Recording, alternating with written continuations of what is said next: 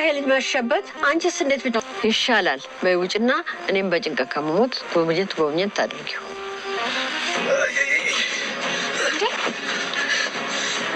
ምን ሆነ ነው? ወድቃ ነው? ወይኔ ልጄን ምን ሆንክብኝ? ና ተቀመጥ። በቃ ይዞክ ፈይብለሽ ነው እንዴ? ወይኔ ባፈና ማንነቴን አላወቀም። አሁንስ ፋነነ። የት ነው ያለው? አሁን በግልጽ ጦርነቱን ጀምሯል። ከእንግዲህ ወዲህ እናቱ ወድ ቢደበቅ አያመልጠ። ወይዘሮ ባፈና እንግዲህ በወንድ አጥር ላይ ቆራጥ እርምጃ ሊወስዱ ቆርጠው ተነስተዋል ማለት ነው። እንግዲህ ወንድ አጥር ያደረገው ነገር ልክ አይደለም። ወንድ አጥር ቤት ድረስ እየመጣ በየጊዜው እንግዲህ እያስፈራራ ይገኛል ማለት ነው ወይዘሮ ባፈናን ያለ ፍቃዷ ልጇን ኑሐሚን እንደመውሰድ ማለት ነው።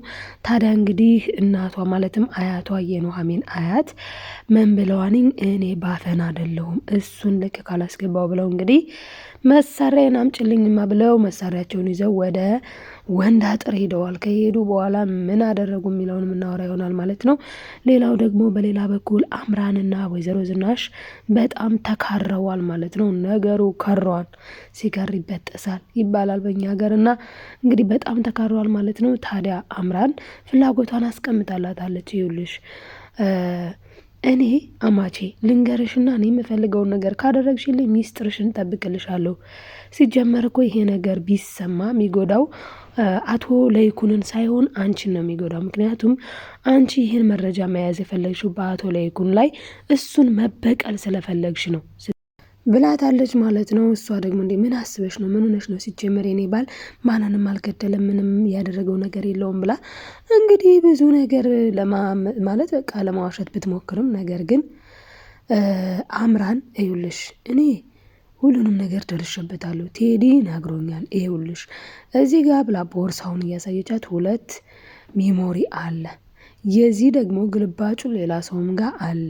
እኔን አንድ ነገር ብታረግኝ እነዛ ሰዎች ቀጥታ ለፖሊስ ነው የሚሰጡት። ስለዚህ እኔ ምልሽን ከማድረግ ውጭ ሌላ ምንም አማራጭ የለሽም ብላ እንግዲህ ወይዘሮ ዝናሽን እያስጨነቀቻት ትገኛለች። እንዲህ ያለ ምራት አለ፣ ጉድ እኮ ነው።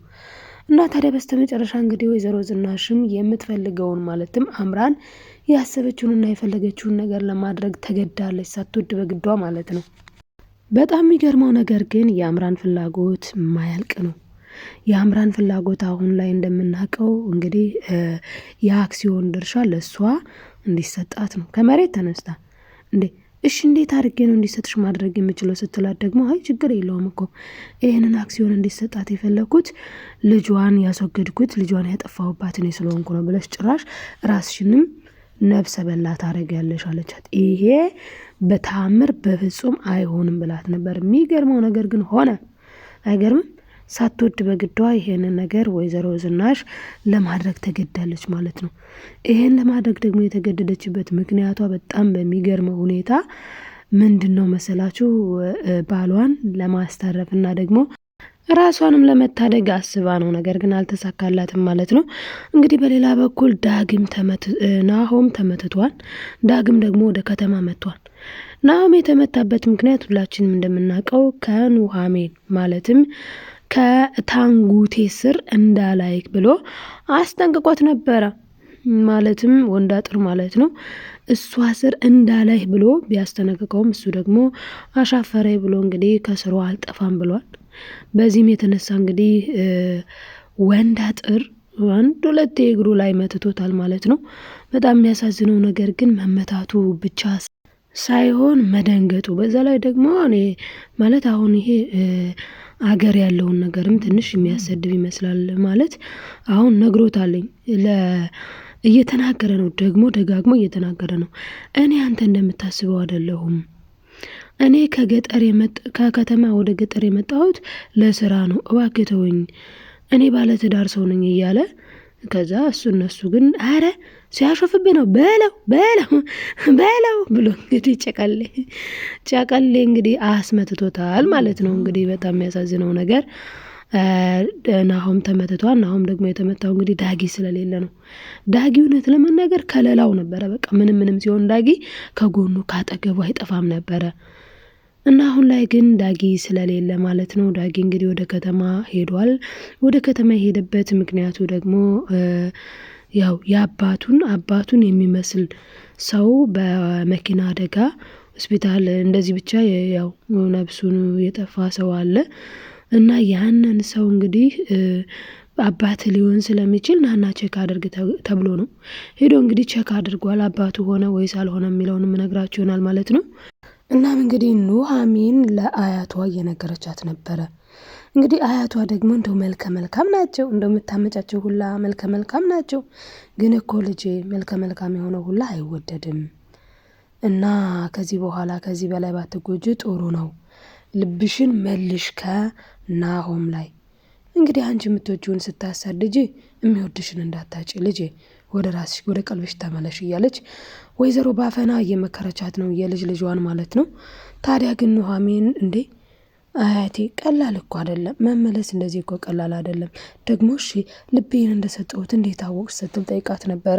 እንግዲህ ወይዘሮ ባፈናም ያለቻት ምንድን ነው አይ እንኳን ይሄን ሌላ አውቃለሁኝ እኔ አያትሽ እኮ ጎበዝ ነኝ ያለች ትናገራለች። እውነት ለመናገር እናቶቻችን አያቶቻችን ትልልቆች ከኛ በእጅጉ ነው የሚያውቁት። እኛ ግን የሚመስለን እኛ አራዳ፣ እኛ አዋቂ፣ እኛ ምንም አናውቅም በእነሱ ዘንድ። እውነት ነው እና እንግዲህ ማሚም ሁሉንም ነገር ያውቁ ነበረ።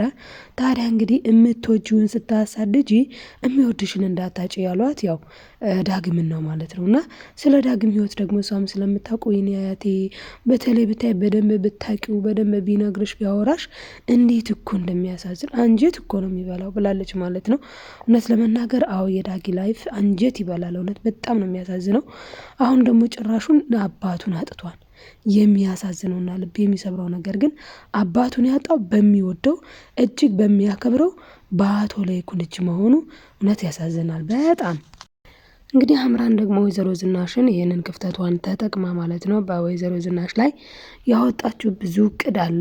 እሱ ምንድን ነው እሷ የገባችው እዚህ ቤት ለገንዘብና ለገንዘብ እንደሆነ ወይዘሮ ዝናሽ ስትነግራት አዎ ለገንዘብና ለገንዘብ ነው የገባሁት፣ ስለዚህ ምን ይጠበስ ደግሞ መቼም እንደ ቴዲ በትንሽ ነገር ለመፋታት እንደማትሞክሪ ተስፋ አደርጋለሁ ብላለች። ወይዘሮ ዝናሽ ግን አስባ የነበረው አዎ በትንሽ ነገር እንድትፋታት ነበረ።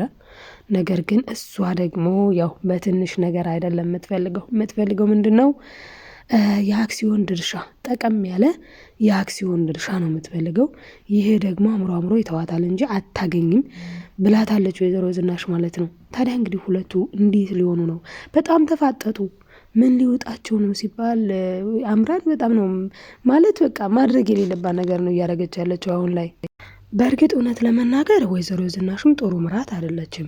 ለምሳሌ አሁን አምራን ሄደች፣ ተከተለቻት፣ ባክግራውንዷን አጠናች።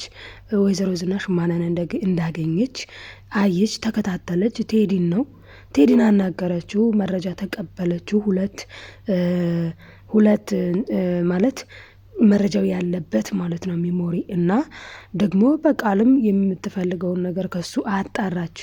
አሁን የጎደላት የእነሱ ያስወገዱት ሰው ህይወቱን የወሰዱት ሰው ማን ነው? ያጠፉት ሰው ማን ነው? ደግሞስ ማን ነው ተኳሹስ? ማን ነውስ ደግሞ ያን ሰው ያስወገደው የሚለውን ነገር ማጣራት ሞከረች። ነገር ግን ማለት እሱ አያውቅም። ቴዲ እሱ ለራሱ ማንን እንዳስወገዱ አያውቅም። ግን የሚያሳዝነው ነገር ቴዲ አሁን ላይ በጣም አደጋ ነው የሚደርስበት። ወይዘሮ ዝናሽ ምን ብለው ነበረ?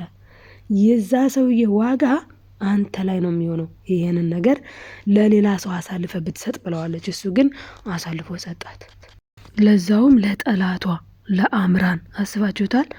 እና ወይዘሮ ዝናሽ ደግሞ በጣም ነው የደነገጠችው። እንዴት አወቅሽ ብላ ማለት ነው። ማወቅን እንኳን አውቄያለሁ። ደግሞ አይገርምሽም? ቪዲዮ ራሱ እንዴት ያስቃል መሰለሽ። ልጁ ግን አንቺ በጣም ባለሙያ ነው፣ አንቺን እኮ ነጥሎ አውጥቶሽ የለሽም እኮ ከነ ጭራሹ ብላ እንግዲህ በጣም የሚያናደድ ነገር ተናግራታለች።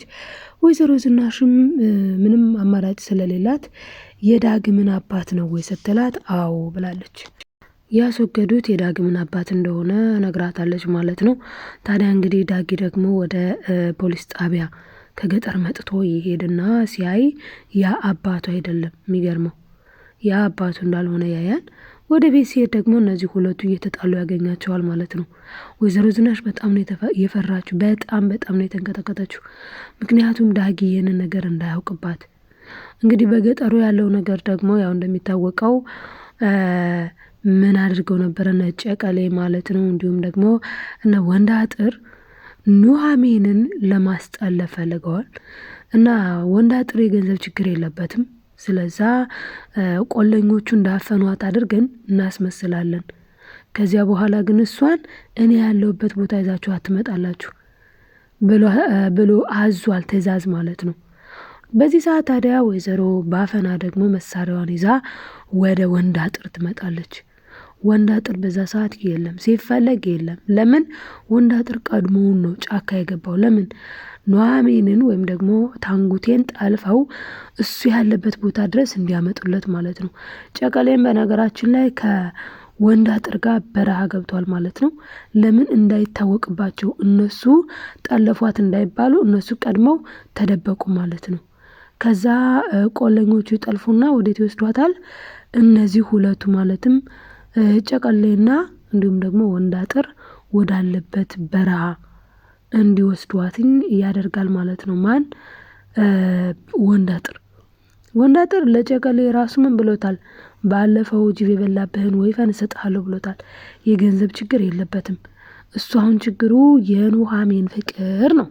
የኑሐሚንን ፍቅር ደግሞ በውዴታ እምቢ ስላሉ ቤተሰብ አስጠይቄ ማጫ ምናምን አድርጌ ብዬ አስቤ ቤተሰብ ሳስጠይቅ እምቢ ካሉኝ በዚህ መልኩ ጠለፍ ይወስዳታለሁ በሚል እንግዲህ በልብ ሽፍንነት ማለት ነው ሊወስዳት ቆርጦ ተነስቷል።